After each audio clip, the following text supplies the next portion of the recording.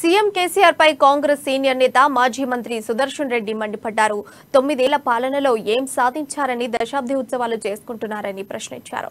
ఉత్సవాల కోసం పెట్టిన ఖర్చు రైతులకిస్తే కొంతైనా లాభం ఉండేదని అన్నారు. నిజామాబాద్ జిల్లా నందిపేట మండలం సిహెచ్ కొండూరులో ఎత్తిపోతల రిజర్వాయర్ను సుదర్శన్ రెడ్డి సందర్శించారు.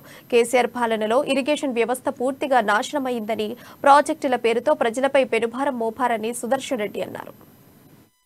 పంటలు పడంగానే వర్షాలు ప్లస్ కొన్ని నీళ్ళు ఇచ్చే వరకు పంటలు వస్తూ ఉన్నాయి. దిగుబడి పెంచింది ఏందా? దిగుబడి పెంచింది లేదు, ఏం లేదు. అవి వస్తూ ఉన్నాయి, వాటిలో వస్తూ ఉన్నాయి. ఇప్పుడు నాటిపి మనం ఈ సంవత్సరం ఇప్పటిదాకా నాట్లు వేస్తున్నాం. ఏం నాట్లు వేస్తలేరే? మన ముఖ్యమంత్రి కాళేశ్వరం నీళ్ళు ఎటువైనాయి తెమ్మనండి. మరి ఇది ఊకనన్న మాటలు చెప్పి కాళేశ్వరం అని చెప్పి ప్రజలను మబ్బు పెట్టి మన మీద 5 లక్షల కోట్ల బాకీలు తెచ్చి పిల్లల భవిష్యత్తు నాశనం చేస్తా ఉన్నవే. నువ్వు ఇంకా ఇవన్నీ గొప్పలు మానేసి ముఖ్యమంత్రి గారికి హెచ్చరిస్తా ఉన్నావు. మీకు డబ్బులు కూడా ఎంత లోన్లు లేపాలో లేపినావు. ఇంకా 30-40 వేలు రూపాయలున్నది లేపేసుకుంటా అన్ని పనిచేస్తా ఉన్నావు. సిర్ఫ్ మీ ఉద్దేశం ప్రజలకు డబ్బు పంచడం, మబ్బు పెట్టుడు, ఓట్లు వేసుకొని గెలుచుడు కాదు. అప్పుడు కరెంటు షార్టేజ్ ఉన్నప్పుడు మనం అడన్నాం.